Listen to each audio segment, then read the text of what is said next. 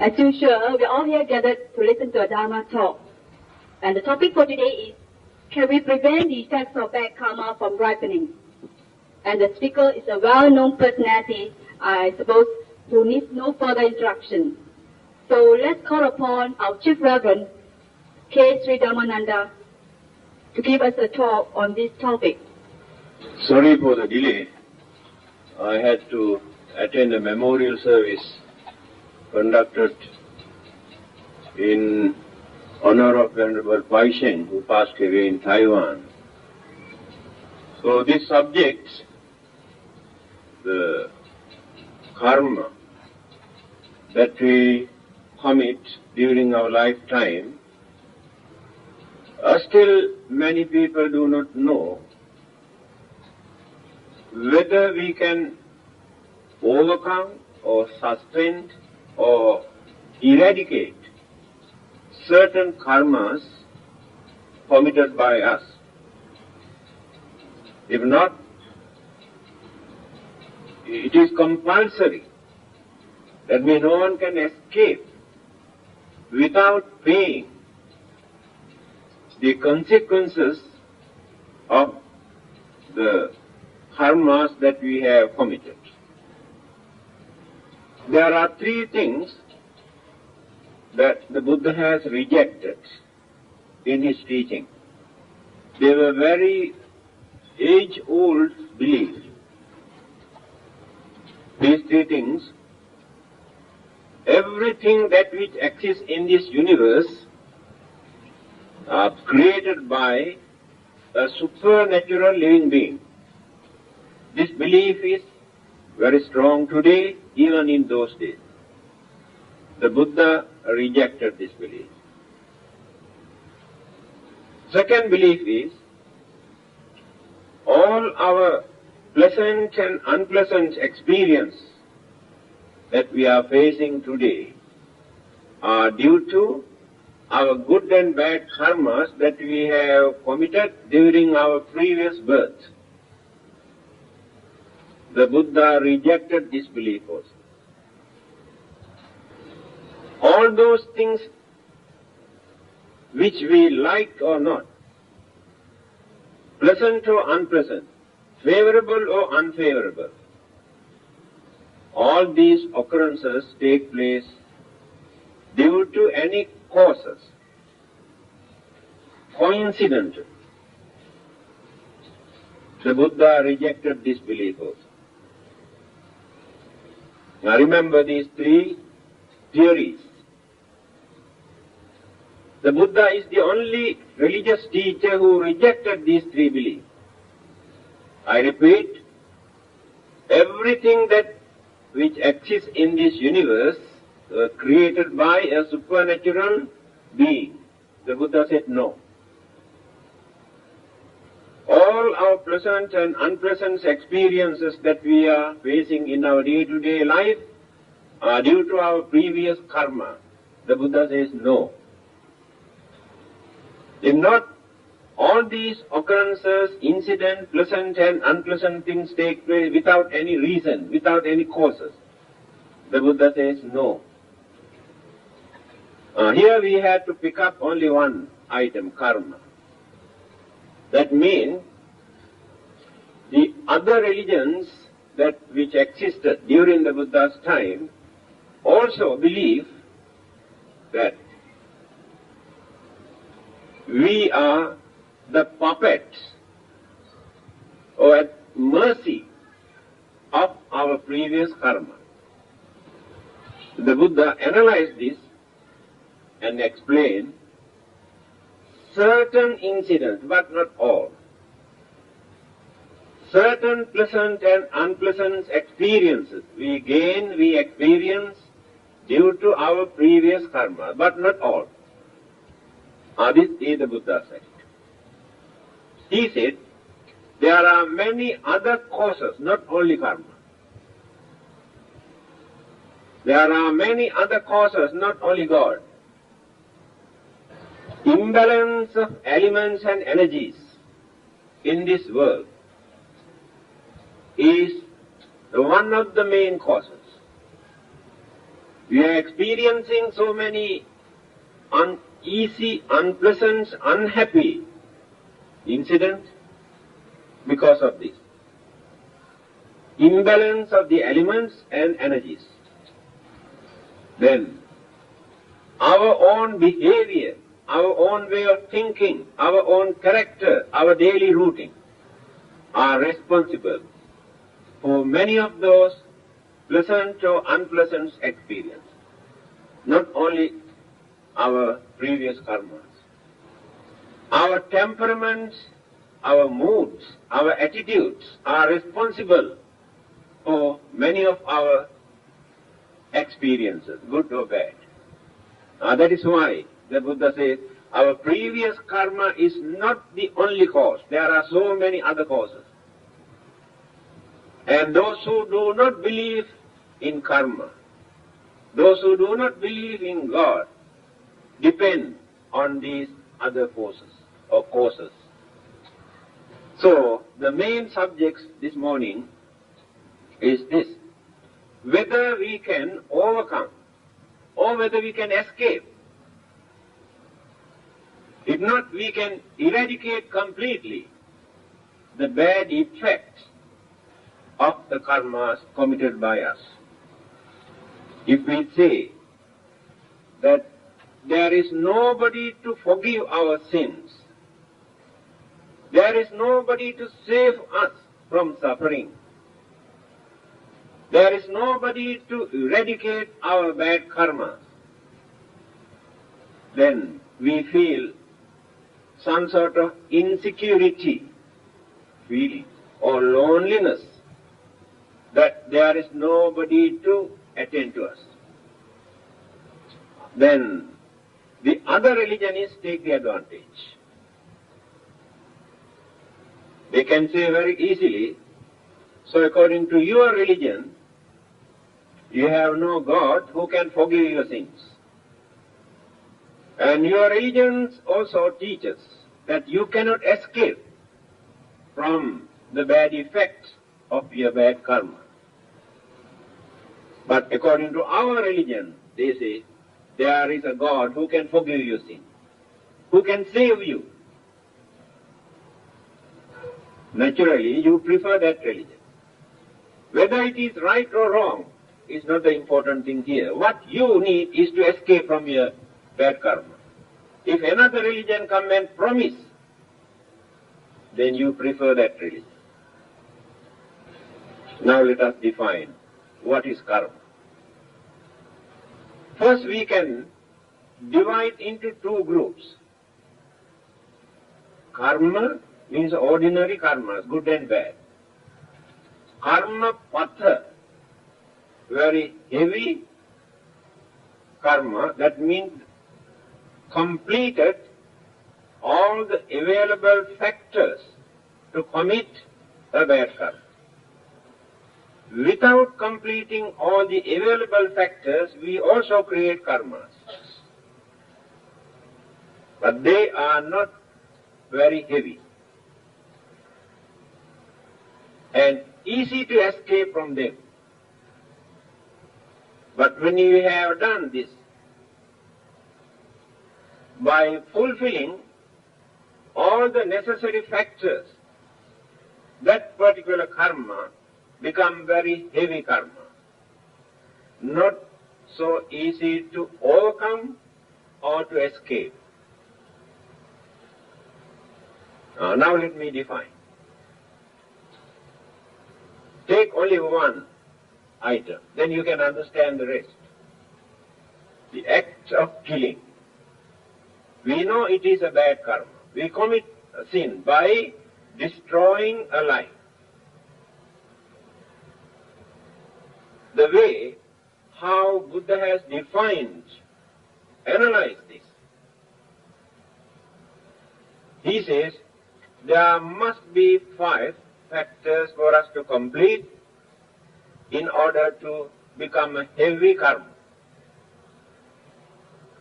What are those 5? There must be another living being in this world. If I am the only one in this world, I cannot commit that.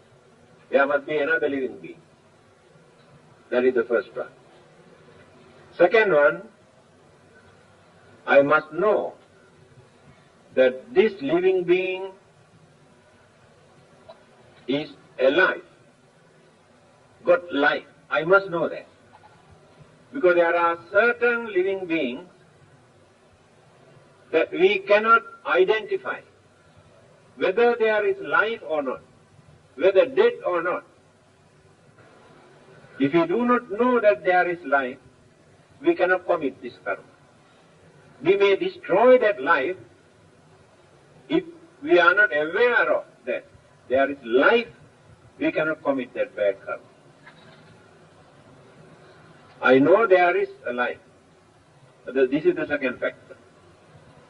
Third one is, I must create the idea, implant this in my mind, that I want to kill. This idea of killing must appear in my mind. Without creating this idea, I may beat or do something else, but never thought that I want to kill. But in the process of my beating, the other person may die. I have not completed the third factor, since I have not polluted my mind thinking that I want to kill. So when you walk, when you drive your motor car, when you burn certain things, you may kill enormous living beings. But you never create the idea. Your act of walking or act of burning or driving is to kill others.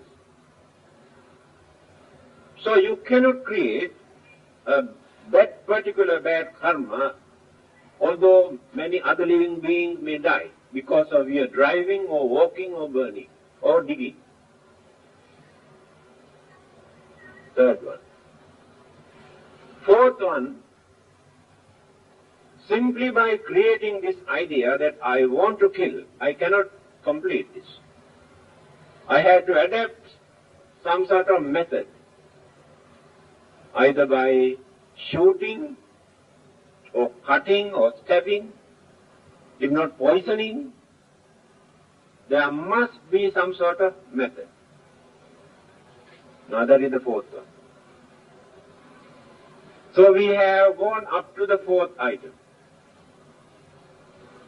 There is another living being. I knew there is life in this living being. I have created the idea that I want to kill, and I have adopted a method to kill. Completed 4 factors.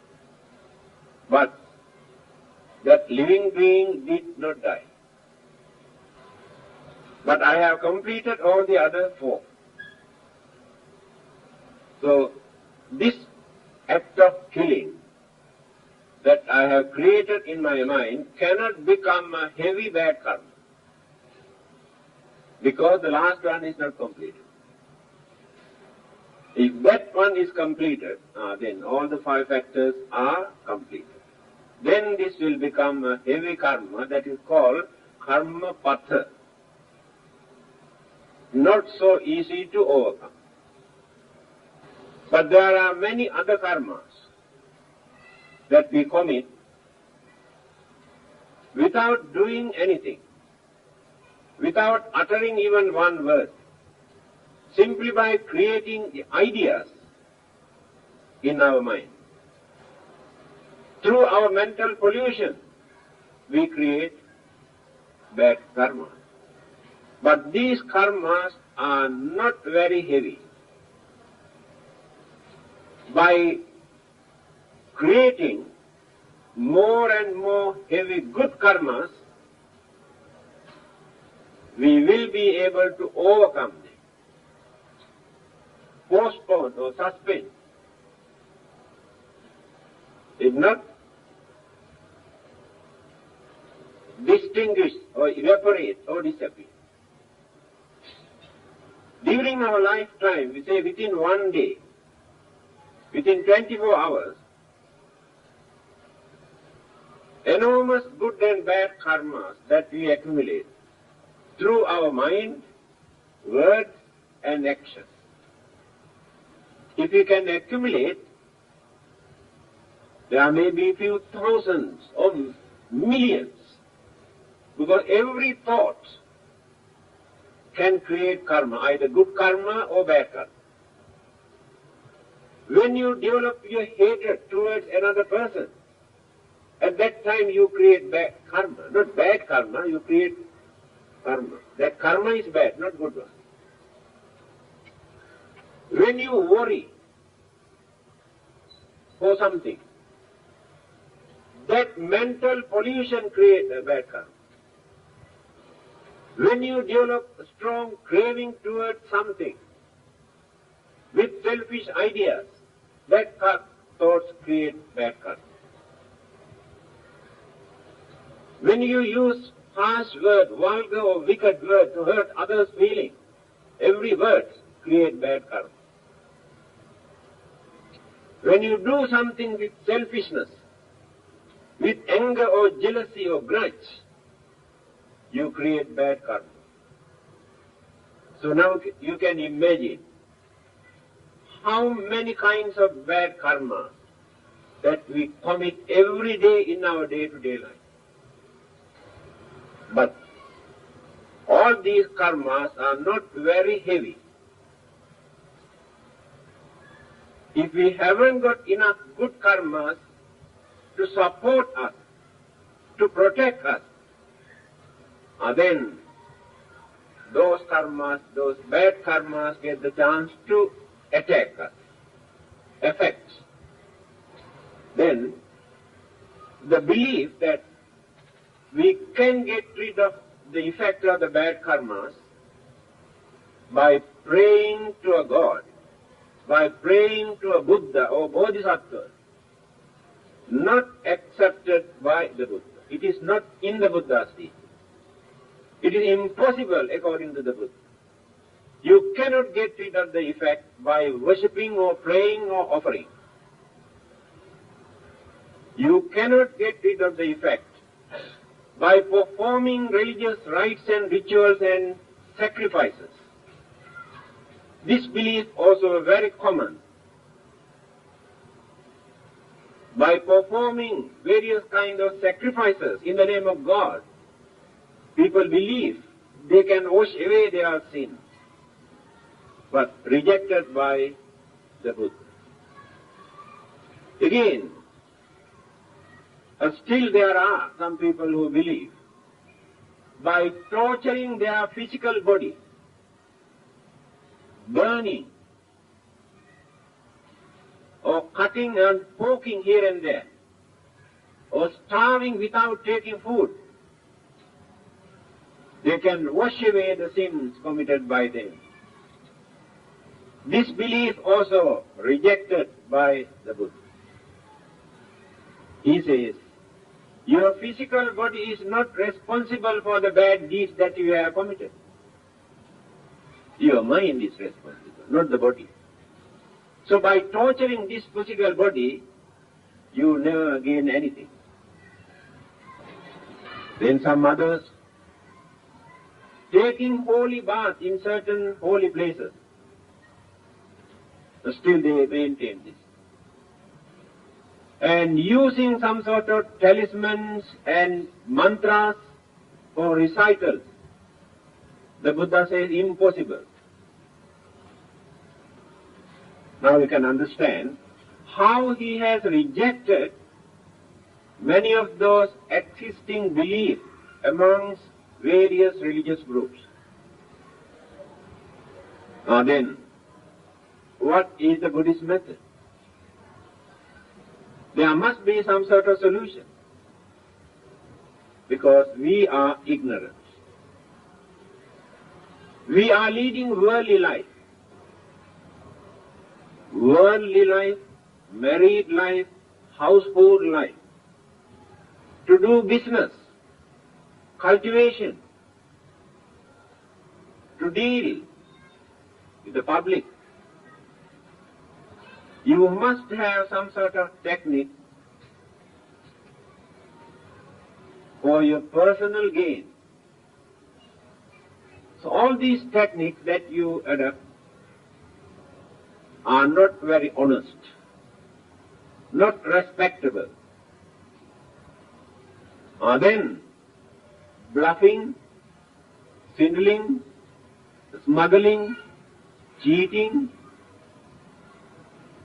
all these activities become very common. This is the nature of worldly life. An honest man, very kind-hearted person, when he is going to deal with the public, always get into trouble.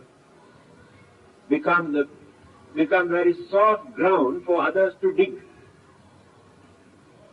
Then others know how to take advantage of such kind-hearted, honest people. So what will happen? Later, they also become cunning, selfish, and very stubborn. That means because of others, having seen that others are like this, they also change their way of life.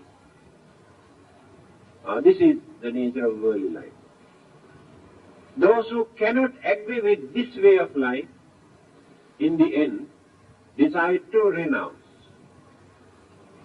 After this renunciation, there is no competition. Not necessary to have bluffing, swindling, cheating. Not necessary to have jealousy, selfishness, anger. Can keep away from all these things. Can keep away from such worldly life.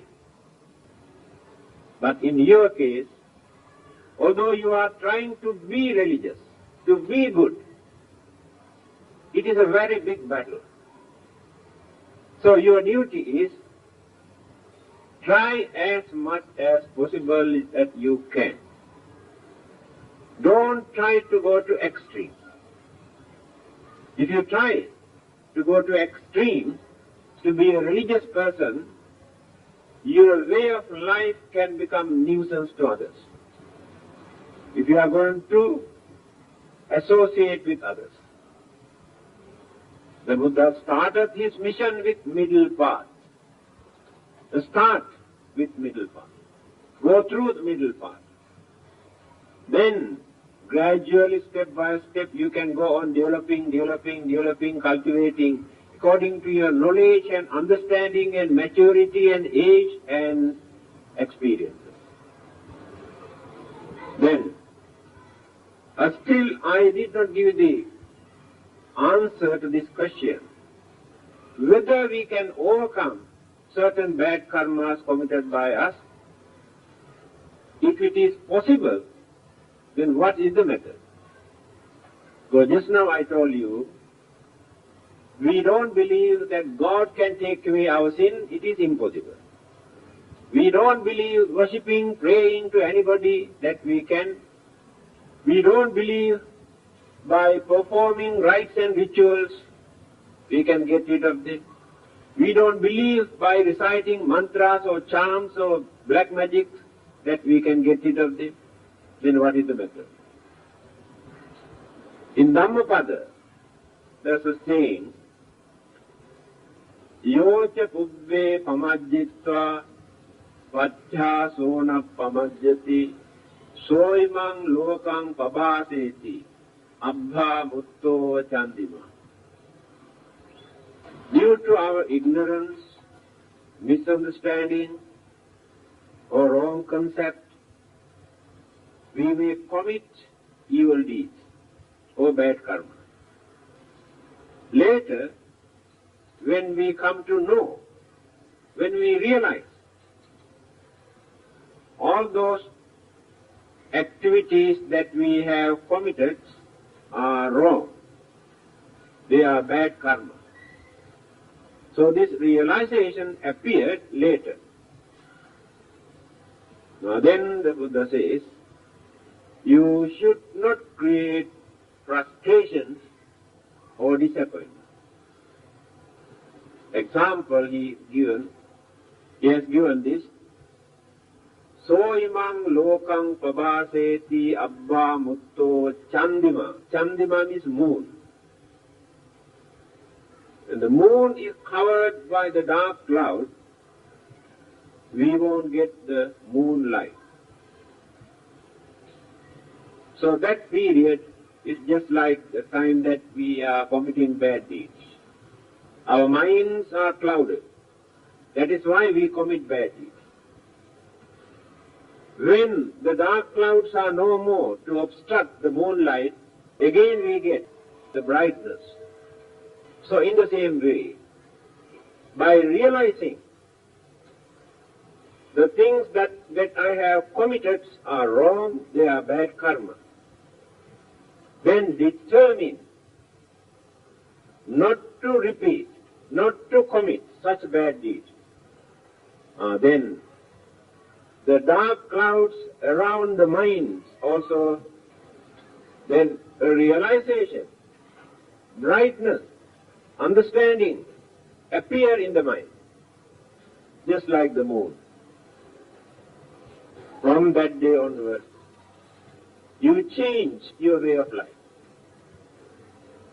There are two ways for you to overcome the effects of the bad karmas. One method is by performing more and more good deeds or good karmas from that day onwards. Second method is by reducing your hatred, anger, jealousy, selfishness from your mind. And the mind becomes pure and pure and pure. Then the good karmic results also increase the degree. The bad karmas that you have committed earlier become weaker and weaker. And the good karmas become stronger and stronger and stronger.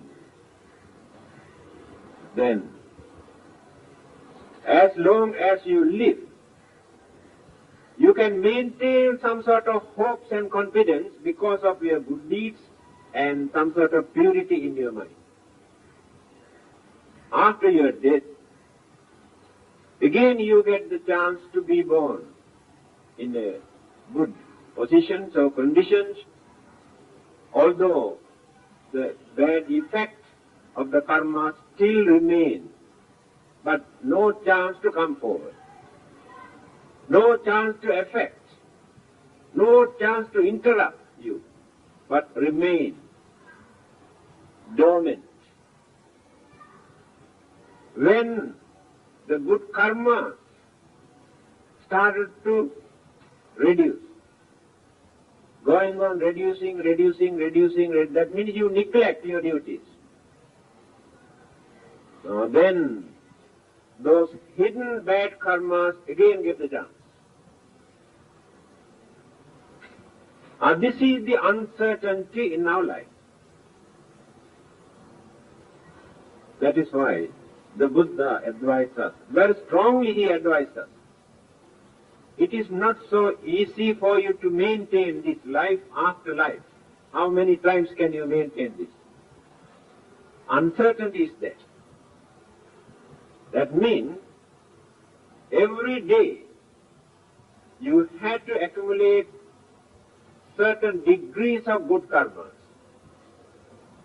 Otherwise, the accumulated bad karmas get the chance to affect you.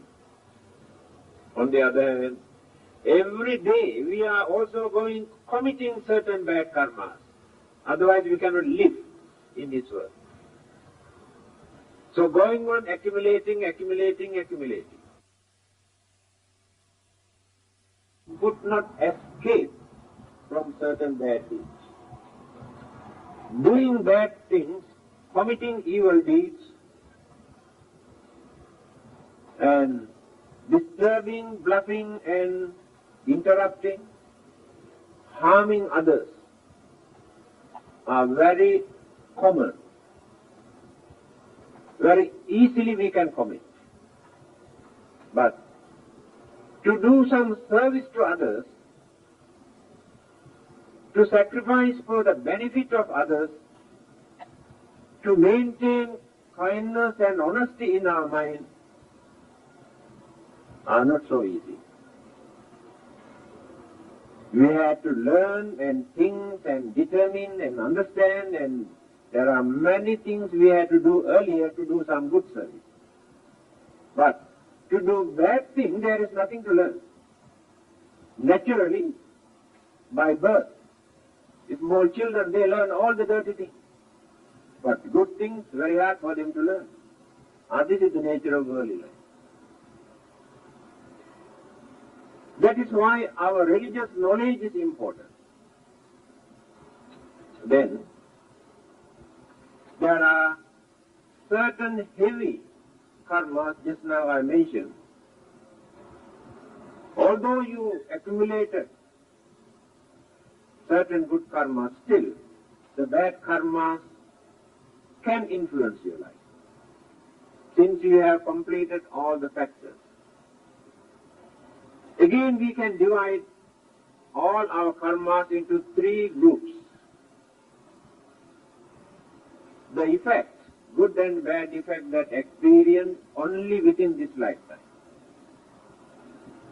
but not hereafter. The nature of these good and bad karmas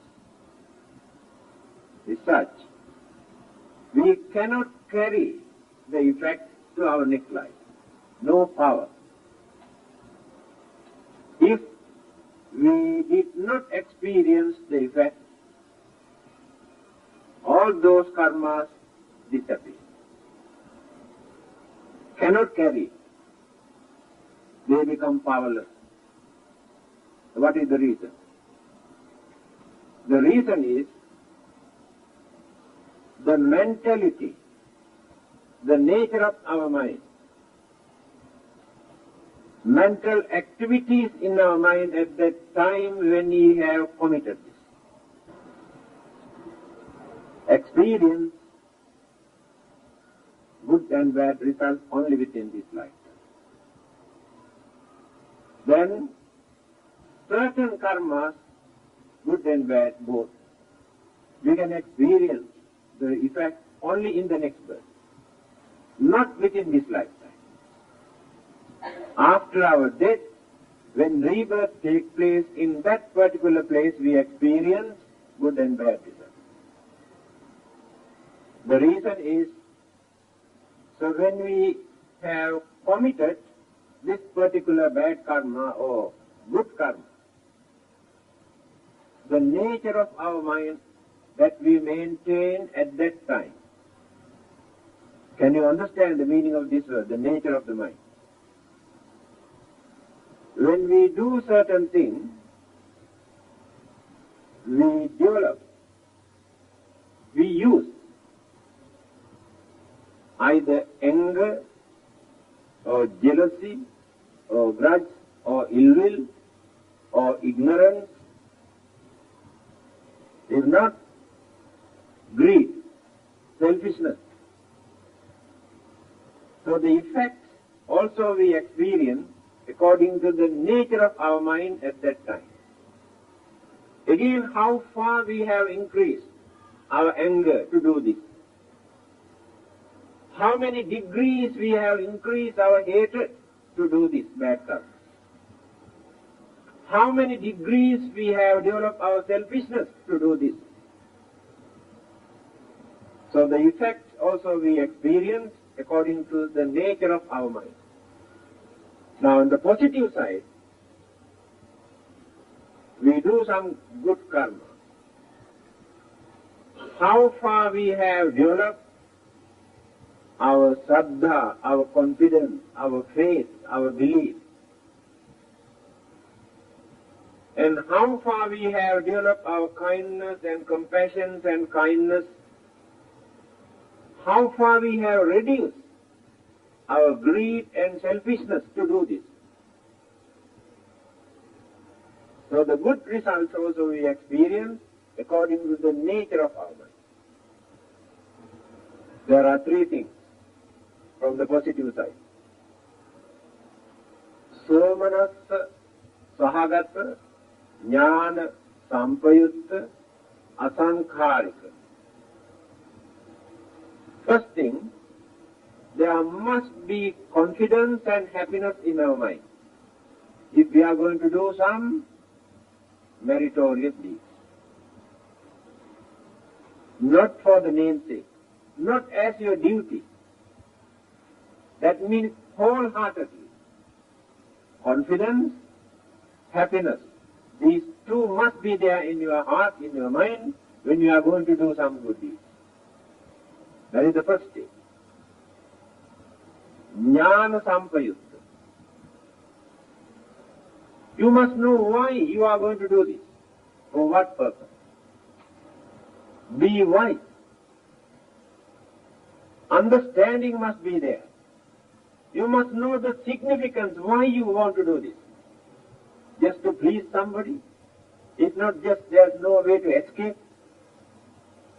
If not, you become very popular. If not, in return you get a lot with interest. If not, I want to contribute something for a worthy cause, because I am going to serve others, I am going to help others in their noble work, or for them to get rid of their sufferings or disturbances. I am doing this to relieve their suffering. This understanding is very important. Third one. This idea of doing this meritorious deed, whether you have created in your mind or somebody else given this idea to you. You know the difference now. Now you create the idea in your mind that you want to give a dana. That is your own. But to create this idea in your mind, you have to reduce so many evil thoughts from your mind. Otherwise you cannot create this. If not, another person come and tell you, we are going to give a dana, do you like to join with us? You contribute, but that is not your own idea.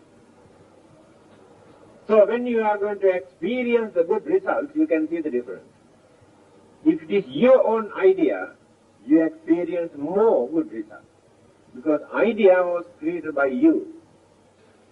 When you get the idea from another person to do this, reduce few degrees. So first thing there must be happiness and confidence. Second thing, you must know why you want to do this. Third thing, the idea must be your own. Now then, you experience full result in your good deed. The negative side, also the same. The more you develop cruelty, anger, jealousy, grudge and greed and selfishness to do bad things, you increase so many degrees of your bad karma. Then, the more you maintain blindness in your mind, without using sense of reasoning in your mind, without thinking the consequences, sufferings that you are going to create, if you commit that, again you increase. And the idea of doing that also your own. You are not doing this just because somebody else come and ask you to do. You created the idea in your mind that you want to kill, you want to destroy. See the difference now. Then, certain karmas, we experience the result at any time, as long as we exist in this samsara, cycle of birth and death. Whether in this lifetime or next life or at any time. There is no limited period for that. It depends on the other karmas. When other karmas are very active, very strong, these karmas remain in dormant.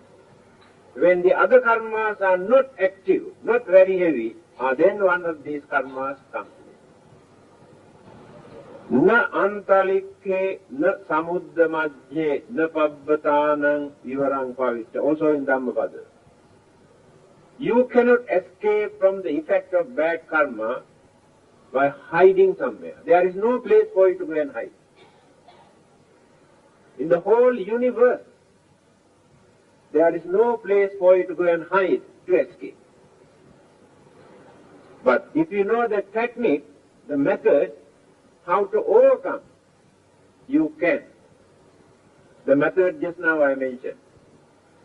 By doing more and more meritorious deeds, by maintaining more and more purity in your mind, these two things. Assume.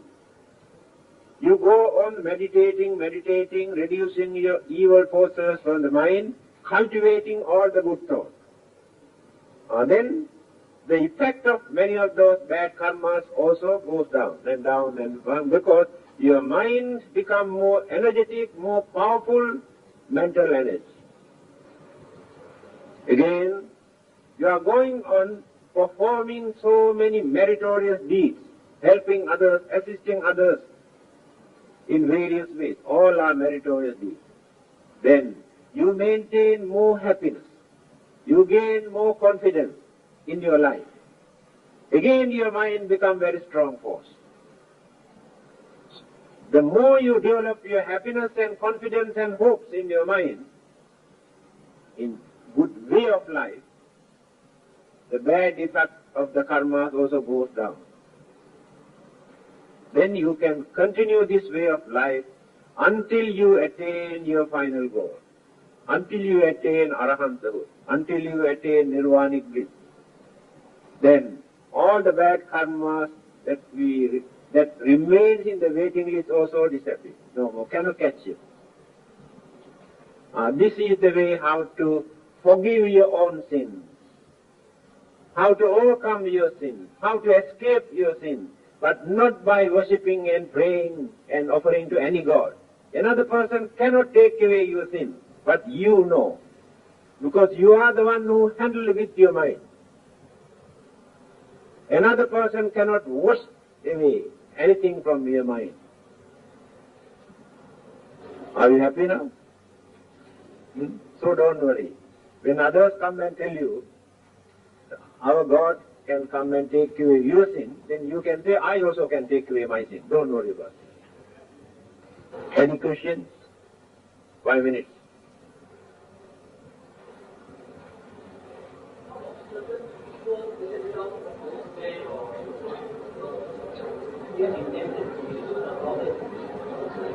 So, yes.